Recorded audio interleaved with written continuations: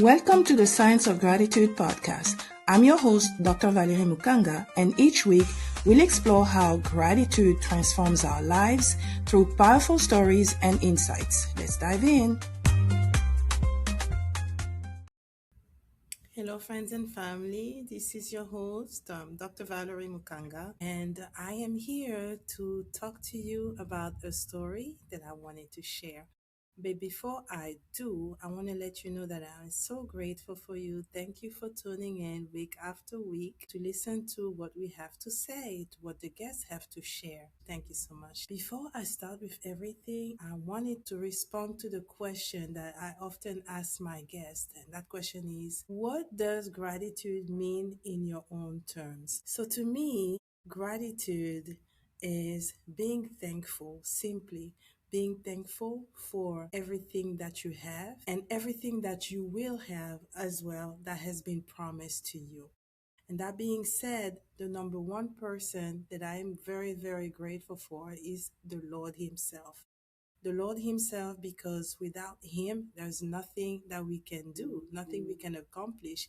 He's the one that gives us the strength, the idea, the capacity, the possibility to do anything. So thank you, Lord, for being the Lord of my life. I'm truly grateful for that. And also, another thing that I'm going to talk about is being grateful for the relationship that the Lord has blessed with me with. He has blessed me with great relationships, and relationships will really get you so far. I always love to say that you will only go as far as the quality of your relationship leads you to, right? So number one, I want to be grateful to my parents, which is the first people that I was in relationship with when I was first born. In fact, I was in relationship with them even as I was in the belly of my mother, right? I want to be grateful to my brothers. I want to be grateful to my husband. I want to be grateful as well, to my spiritual parents that the Lord has allowed me to be connected to, and without whom I would have never been able to get as far as I have come. I am so grateful for all my coaches, all my mentors, all my professors, all my friends, all my cousins, all my uncles, my aunts.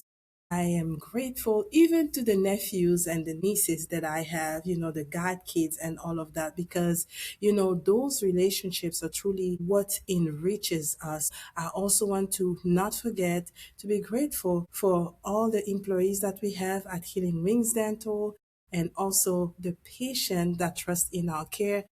Last but not least, in the list of the people that I'm grateful for, even though I thanked you to begin with, the audience, all the people who listen to us day in and day out. Thank you so much. So I was saying that I'm grateful for the Lord, for being the Lord of my life, and also for all the relationships that He has given me, and thanking Him as well for the one that He will give me, because as long as we live, we shall always be connected to more and more people. Some people will fall off, and then some people will be coming to the picture. So I am truly grateful to the Lord for that. So now there's something that I wanted to share with you guys as far as gratitude is concerned, and it is the power of gratitude. Gratitude is tightly linked to favor, right? When you are grateful, you reap so much more than when you are ungrateful. We as human, we understand that, right? When somebody comes and you give them something and they're like, oh, thank you so much. Next time, you want to even do more. You want to outdo yourself, especially the more someone is thankful, the more you want to outdo yourself as far as how much and what else you can bring. It is the same with our Lord, right? So it behooves us to be grateful, and it is also something that He wants us to practice for what He gives us. He's the kind of person that is actually as well grateful. One of my cousin Nani was telling me one day, she was pinpointing the 24 elders, right? That's in the book of Revelation. And he said, the Lord gives them a crown, and they take the crown and they cast it at His feet. So it becomes like this cycle of gratitude. God is grateful for the work that they have done. In fact, the work that they were able to accomplish by His help through him. But then in return, being grateful, they also go and cast those crowns at his feet, saying that without you, we were not going to be able to make it. Gratitude behooves more favor. So that's my encouragement for us to be grateful.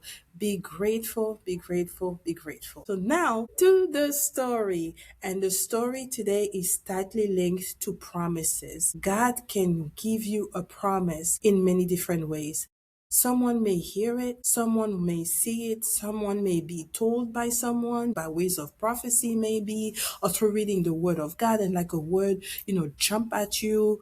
God, He is the God of promises. He is the promise keeper, right? So when God gives us a promise, He makes sure that it comes to pass in your life, because God watches over his word in order to perform it. And so a promise that the Lord has given you is also, he gave his word, he gave you his word, and so he'll make sure that it comes to pass. And so that being said, I wanted to begin by reading this verse that I really love, and I'm going to read it.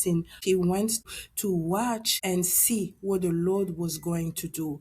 And so he come in Habakkuk 2, and after he sought the Lord, after he took his watch, he got the answer. And the Lord answered me and said, write the vision and make it plain upon tables, that he may run that reads it. For the vision is yet for an appointed time, but that at the end it shall speak and it shall not lie.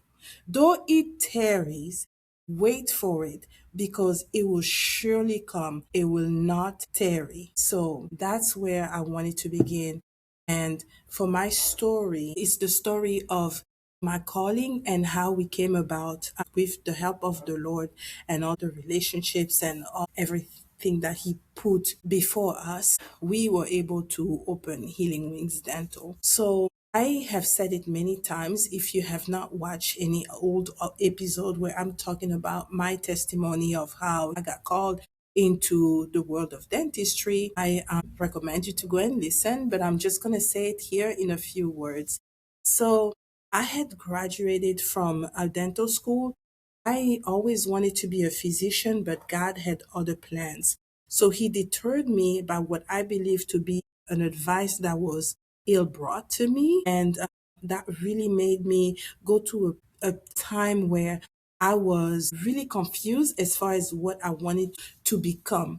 And so I started taking other classes. I started taking classes in computer science. And then I realized that, you know what, my brain was not wired, to function and to understand that computer world and stuff like that. So then one day, after I had already graduated with my bachelor degree in biology and also with a minor in African and African diaspora studies, I was just going home, and I was at the school at Tulane University in New Orleans, and I was on my way to catch the shuttle. The shuttle was going to take us back to our neighborhoods, right? So on my way there, that's the first time, I believe that's the only time that I actually heard the audible voice of the Lord that said, dentistry. And I was like, dentistry? Yeah, dentistry. Okay, dentistry. And so that's how simply I accepted my calling. And so that was, the promise of the Lord in a sense, because He promised me that He had called me to become a dentist, and now I had to pursue that. And so that's when I shifted gear, thank God. And then I decided that that's what I was going to do. But I didn't really know what the work of a dentist was, why I was called to be a dentist. And oftentimes, when you apply to school, especially in dental school, they ask you to write an essay to say what made you decide to pursue dentistry. And so I was like, well, it would be kind of crazy if I just went and say, I was just rolling down the library and then I heard a voice tell me dentistry. And then I was like, yes, dentistry. That was just not going to fly, right? So I had to study the thing now. And that's when I realized that I was always wired to be someone that would help the people with their oral health. And how did I find out? It's because I myself suffered from oral trauma. I remember when I was about 15 years old, I lost one of my front teeth, in fact. And so that began my journey into the dental world. Thank God for dentists. I was able to have the tooth restored right before I came to the US. Thank God for my parents that took me to the dentist that did the work. And then that caused me to desire to do that. Why? Because after a while, if you don't know, if you have a prosthesis, you have a crown, you have a bridge, those teeth don't change color, but your own teeth will change color. So after a while, that restoration, that prosthesis became lighter than my own teeth. And I was like, man, I wish I was a dentist, because if I was a dentist, I would have fixed my own teeth. Wishful thinking, because now that I am a dentist, yes, there's some things you can do. Like I can do my own cleaning, da da da da da. But as far as like doing a crown, doing a bridge, good luck. You probably need a dentist, and I do have one. And so that was one reason. Another reason was that whenever people spoke, especially in English, French being my native language, when I started listening to English, and even now up to some point, like if I can't really hear you, I have to be able to see you. That to say that I would read people's lips when they would speak. And obviously when I read people's lips, I could see who had a beautiful smile, who didn't. And at the time, it used to really bothered me when I would see somebody that did not have a pretty smile at that point. And I didn't know why. I came to find out why when I realized that I had the key to changing the smiles. But I would learn that later on, way later on. But the pivotal point was when one of my uncle, Papa Rene, that's my mom's brother who came right after her, I was told that he passed, and he passed because of an infection that he had. And that infection actually caused him to have a stroke. Yes, believe it or not, it is possible for somebody to end up having a stroke, to end up having a heart attack, to end up having blood infection, to end up having all sorts of stuff. Research studies show that there's a correlation between bad oral health and even Alzheimer's disease. Would you believe that? So, yeah, he passed. And later on, even way after that, that's when I did receive my calling. So that's how I decided to go and pursue dentistry. And so after studying all of those things, I made the essay and everything. And I remember my older brother, Patrice, he helped me proofread my essay for dental school. Thank you so much, brother. And yeah, to make a long story short, I got accepted to dental school after applying and with the intervention of many people. I'm a perfectionist, but I wanted to redo my dental admission test again. And that's why I'm thankful, for my spiritual father who was like, no, I feel the Lord is telling me that you should pursue it. Another person that was very pivotal in my applying to school and my studying was my father, because I used to study a miss, study, and never actually registered to take the test. And so I remember my dad was like, you know what? You actually need to go ahead and register, because if you don't register, you will always just be studying. You will always be studying and you will not be ready. And he was right, because he was like, even if you're not ready, you can always postpone. But at least if you actually register for the test, then you have something to shoot for, a day to shoot for. And I mean, his advice was right, because I had spent about 3 years studying, and while I was studying, I was also distracted by serving at church. And that's one point that I want to bring, because in my case, and I'm not saying that going to church is a distraction, but at that point, it was actually one for me, because I was hanging around the people from my church at the time. And all of them had like a ministry calling for the most part. Some of them were called to be evangelists, some of them were called to be pastors. And I wasn't called to that. I was called to be a dentist, right? So I'm hanging out with them, and we were doing Bible study day in and day out. And, 2 Bible studies at my house. It was like Monday Bible study at my house by my brother Eve, Alec. And then Tuesday, it was a Bible study at my friend's Heather's for women. And then on Wednesday was church. And then on Thursday, that was the only day off. On Friday, there was another young adult Bible study by my brother at my house. And then Saturday, there was youth ministry at the church. And Sunday, we would go to church twice, in the morning and in the evening. So tell me, my friend, like what time? And then I was working full time too. So that being said, I wasn't even putting enough time into my studying, come to find out later on. And thank God when my spiritual father came into my life at that time, it was 2005. And that's when, by God's grace, I started focusing more on what I was called for. It's important for you to know what you're called to do so that you can put the proper energy into what you're called to do and not let yourself be distracted even by the things that seem essential and pivotal. I remember one day I was listening to this minister, a pastor, I forgot his name at this point, but he was telling the people because he was a pastor at ORU. And so there was the school there and a lot of the people were students. And he was telling the student, he said, right now that you are in school, your call is to study. Your service to the Lord is to study. So everything that we do, we need to do it as unto the Lord, right? So you need to know what your season is about and you need to actually apply the proper effort into the season that you're called into. But yeah, I digress, right? So anyway, I got to school and I'm not going to expand on school, but I went and by God's grace, I graduated. So after graduating now, I went and I did a GPR in New York at Bronx-Lebanon Hospital. And then I was done with that too. And then, I decided to go back to Dallas because that's where I live before I went to dental school at the University of Tennessee in Memphis. I remember, in fact, one day, I want to talk about that because that's also another promise of God. I remember when I was in I think it was after I graduated with my bachelor degree and after I found a job and I used to tithe, right? I used to tithe. And I remember one day out of nowhere, I felt the Lord telling me, he said, because you always tithe, you will never lack a job. And I was like, sweet.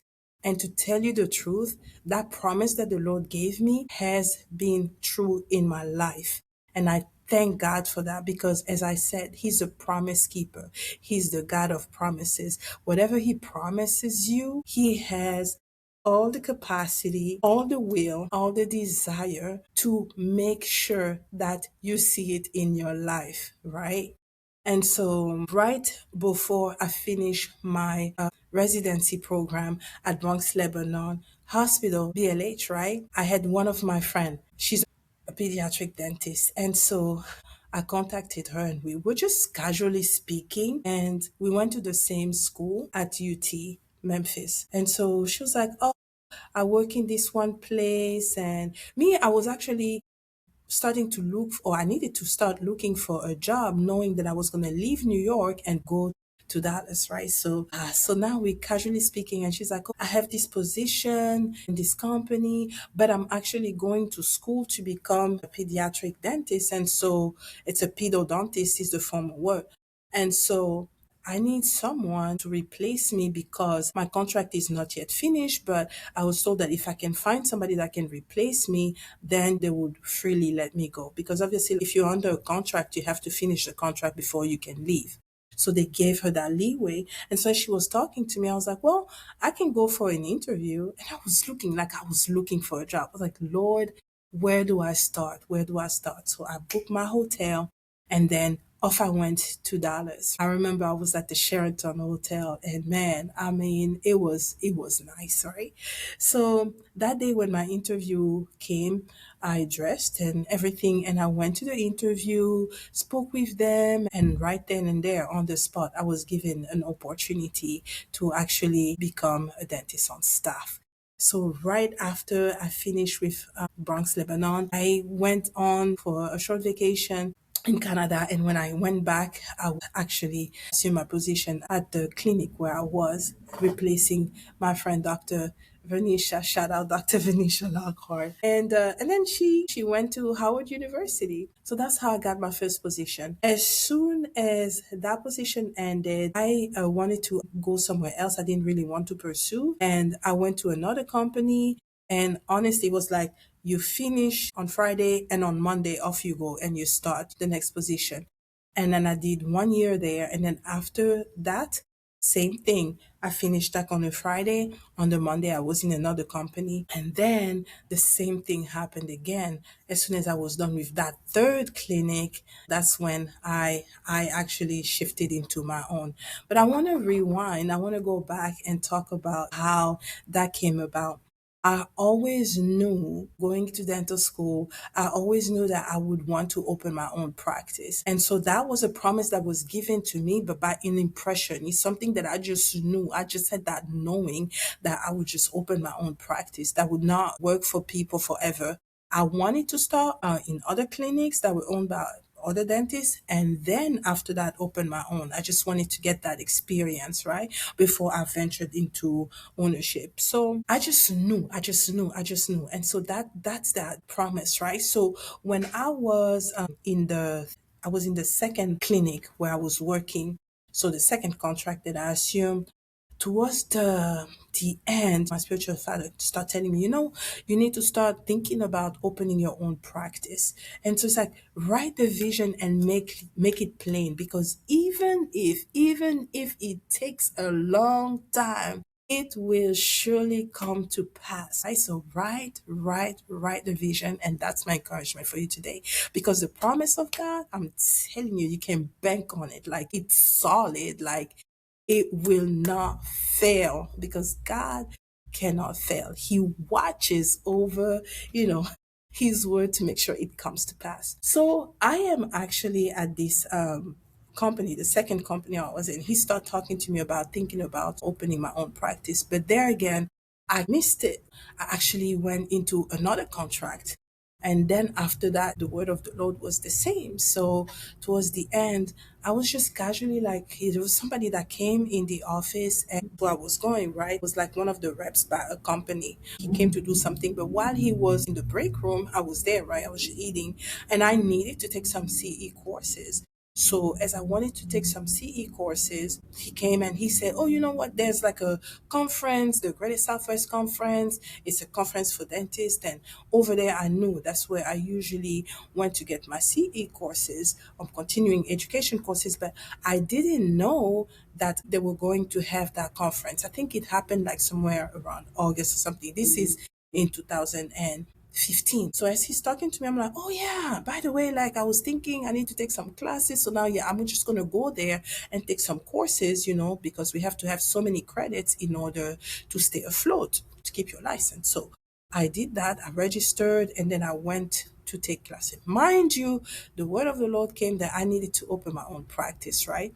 Before then, we started looking, started asking questions and all of that. And I was given this advice: "Oh, in order for you to open your own practice, you have to have saved about $100,000." And I'm like, "Yo, I don't have 100,000, so I guess I'm not gonna open right now. It's gonna have to wait. I know it's gonna happen, but dude, like I had 100,000, I don't have it." So I went back with the information to my spiritual father, and she's like, "You know what? No, that's not true. That can't be right. That is not the right information. I don't believe it." Da da da da da. And so, lo and behold, he was right. Why do I say that? Because when I went to the conference, they usually have an area where you have different companies that offer their services. And so I went there, and that's where I came across this one company that was actually a nonprofit organization, and they were helping different doctors. It would be physicians or dentists or vets, to open their own practices. And I was like, "What? Okay." So they got my information, I got their contact information, and that's how we got in communication. There was one of them, but then I ended up going to another nonprofit that had the same vision pretty much. And that's who helped me. And so came to find out that nope, I sure enough did not need $100,000. And so thank God we started the process. We started the process summer of 2015. And when I tell you that at that point that ball was rolling, I mean that ball was rolling so fast, I felt like I had to run after this vision right now. I felt like I was behind now. And so we started the process, we started looking at areas, and then we decided on the place where I am right now. And yeah, so that's how we decided. And this place, Healing Wings Dental, which I am actually right now, I'm at the office. And then we just decided, okay, this is what we're going to park. This is where we're going to be. It used to be like a music studio. So it was transformed into this office that is right now. Everything was gutted out. And then, we started from scratch. And the promise of the Lord came to pass. But before then, for the finances of the company, it was like that company that helped me secure the place. And also, there was one other lady at the same company, the same clinic where I was before, where I got the information. She also came down. Her name is Erin. And right now she's passed on to be with the Lord. So sweet. Oh my gosh. Like she supported me so much when I first opened. And so she talked to me about her company, went over there, and they were the one that actually lay out the place and give me a blueprint, or this, we can do this and we can put this there. What do you want? Da da da. And then they also directed me to another company, a contractor, selected colors, selected the floor, the carpet, all of that stuff. Also selected all of the cabinets and all of that. And then there was one of my friend, Dr. Chi, that told me about this one company that would help me as far as like the equipment, like the chairs, the x-ray machines, and all of that big equipment. And so we got it like at a very competitive price compared to the companies that we knew. So God helped in many different ways. And then some of my friends, it's like Mama, she said, we prayed and we prayed and anointed the place and all of that until May 23rd, 2016, when we finally came in here.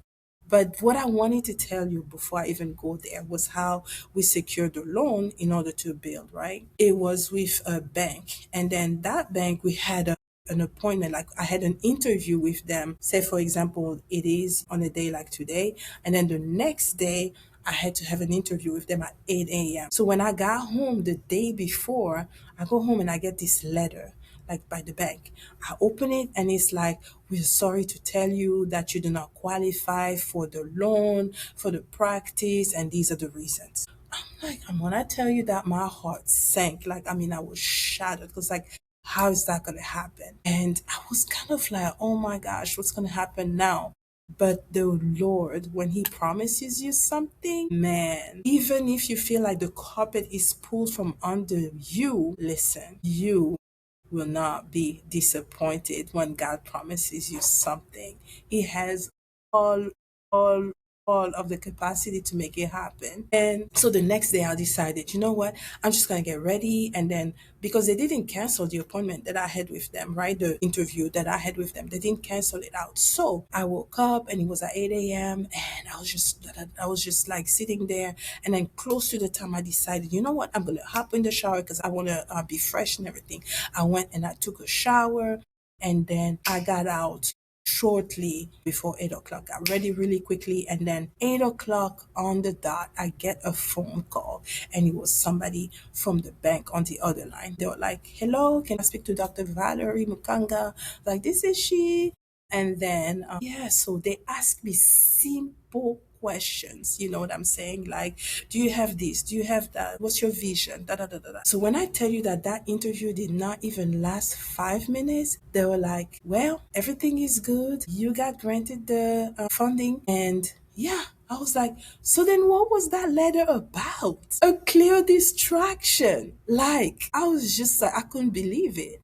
Because the night before I get this letter in the mail, can you imagine what would have happened if I had decided not to get ready, not to pick up the call, believing in that fake news? God is good. I'm telling you, when God gives you a vision, when God gives you a promise, there will be curveballs thrown at you. Do not let yourself be distracted. Do not let yourself be discouraged, right? Don't let yourself be discouraged. God is the God of the promises. And so, yeah, so that's when we got to the point where I was telling you that that ball started rolling and all of that. So, as I was saying, May 23rd, 2016 is when the doors opened. And My first patient was my mother. Oh, I thank God for my mother because she's such an encouragement to me, such a great counselor. Shout out to my mom. But when I tell you that day when we opened, that everything that could go wrong